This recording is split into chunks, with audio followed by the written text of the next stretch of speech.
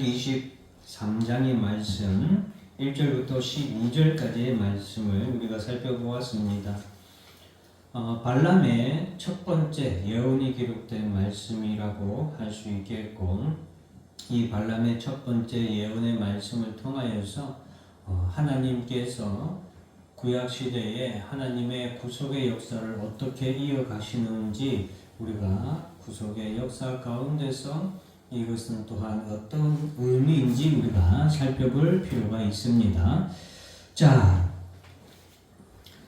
발람과 발락이 이제 산으로 가서 그곳에서 제단을 쌓게 됩니다.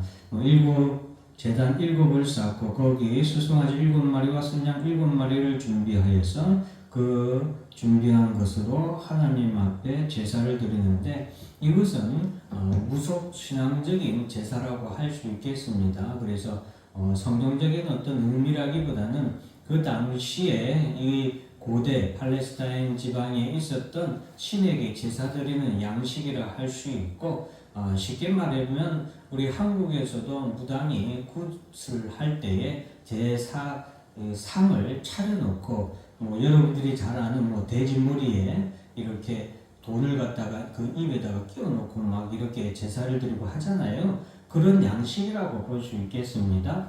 이렇게 발람이 이와 같이 제사를 드리는 것은 바로 하나님, 이스라엘 백성들이 섬기는 하나님 여호와 하나님이 자신에게 신으로 임하기를 그렇게 기원하는 그런 제사의 양식이라고 할 수 있겠습니다. 그래서 우리나라 전통 무속도 똑같죠. 그래서 무당이 신내림 굿을 하는 것도 바로 그 굿을 통하여, 그 제사예요. 쉽게 말하면 그 제사를 통하여서 무당에게 귀신이 내려서 무당이 그 귀신에 입혀서 귀신의 말을 전하고 귀신의 능력을 행하게 해달라는 일종의 굿이라고 할 수 있겠습니다. 바로 발람과 발락도 그와 같은 제사를 하나님 앞에 드리는 것이라고 할 수 있겠습니다. 그럼에도 불구하고 하나님 앞에서 이와 같은 제사는 매우 하나님을 경멸히 여기는, 즉 하나님께서 기뻐하지 아니하시고 도리어 하나님을 멸시하는 그런 제사라고 할 수 있지만, 그럼에도 불구하고 하나님께서는 발람에게 임하시고 발람에게 말씀을 주십니다. 그것이 바로 5절 말씀이죠. 여호와께서 발람의 입에 말씀을 주시며 이르시되 발락에게로 돌아가서 이렇게 말할지니라 라고 하면서 그 입에 주신 말씀이 바로 오늘 7절부터 10절까지의 하나님의 예언의 말씀이 발람을 통하여서 전해지는 겁니다. 자, 이제 발람이 발락에게로 와가지고 하나님이 그에게 임하여서 하나님이 발람을 통하여 전하는 말을 그들에게 전하게 됩니다. 그 예언의 말씀이 7절에 보면은 발락이 나를 아람에서 모압 왕이 동쪽 산에서 데려다가 이르기를 와서 나를 위하여 야곱을 저주하라, 와서 이스라엘을 꾸짖으라 하도다. 8절 말씀이 오늘 어떻게 보면 제일 중요한 말씀이라고 할 수 있죠. 하나님이 저주하지 않으신 자를 내가 어찌 저주하며 여호와께서 꾸짖지 아니하신 자를 내가 어찌 꾸짖으랴라고 발람이 얘기를 하고 있습니다. 즉 이스라엘 백성들은 지금 우리가 발람과 발락의 사건을 통하여 그들은 복을 받은 자니라 라는 하나님의 축복의 말씀을 우리에게 나타내 주고 있다라고 했죠. 그러면은 과연 이스라엘은 어떤 복을 받은 백성이냐?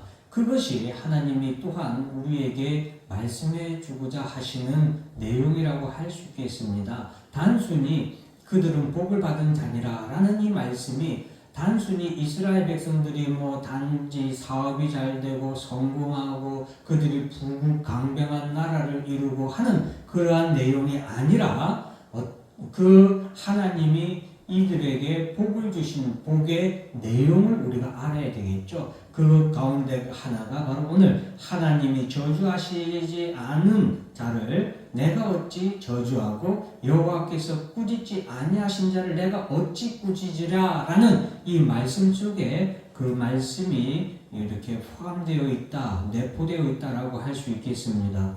사랑하는 성도 여러분, 이 세상의 모든 사람은 하나님 앞에서 다 저주받아서 멸망할 수밖에 없는 죄인들이라는 것을 우리가 기억해야 되겠습니다.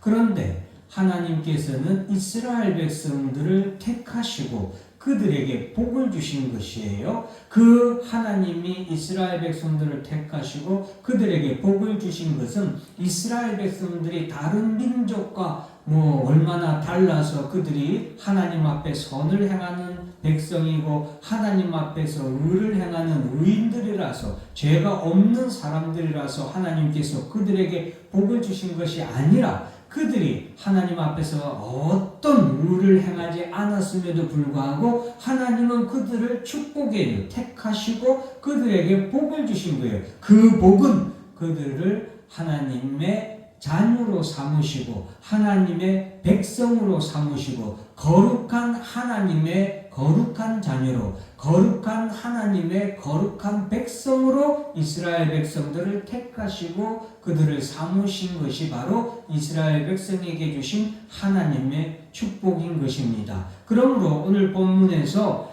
그 사탄 마귀까지도 이 백성을 어떻게 해서든 하나님 앞에서 저주하고자 했지만 하나님이 축복하시니 하나님이 저주하지 않으신 자를 그 어느 누가 저주할 수 있느냐 이 말인데 이 말은 곧 하나님이 의인이라 칭하신 자를 그 누가 의인이라고 칭하지 않을 수 있느냐 이 말이죠.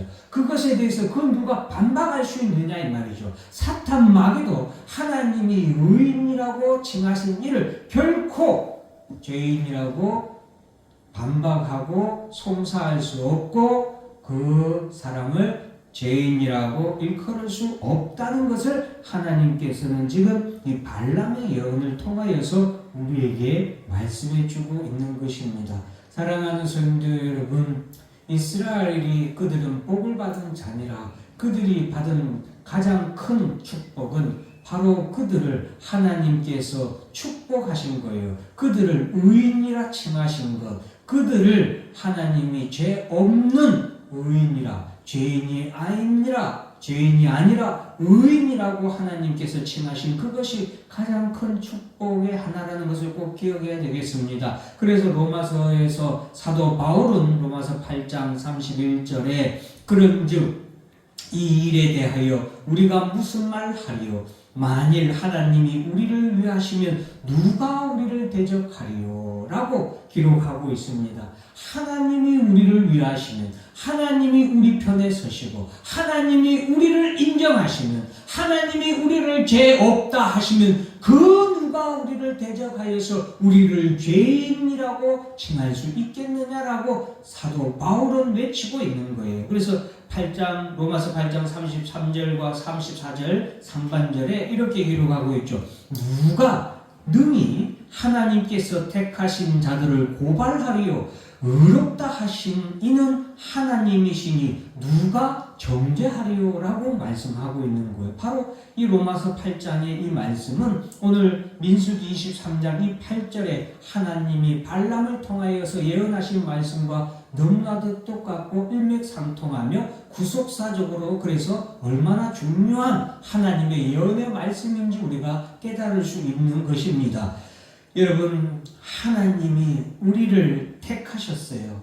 하나님의 자녀로, 거룩한 하나님의 자녀로, 의로운 하나님의 백성으로 하나님이 우리를 택하셨으니 그 누가 우리를 능히 고발할 수 있고 그 누가 우리를 능히 저주할 수 있느냐라는 것을 지금 하나님은 발람의 입을 통하여서 우리에게 말씀해 주고 있는 것입니다. 사랑하는 성도들은 이 말씀을 꼭 기억하시고 오늘 민수기 23장 8절과 로마서 8장 31절, 33절, 34절의 말씀을 같이 연관해서 여러분들이 꼭 이렇게 봉독해 보시면은 하나님이 이래서 발람의 입을 통하여서 이와 같은 말씀을 하셨구나라는 것을 알 수 있습니다. 9절 말씀에 보면 내가 바위 위에서 그들을 보며 작은 산에서 그들을 바라보니 이 백성은 홀로 살 것이라.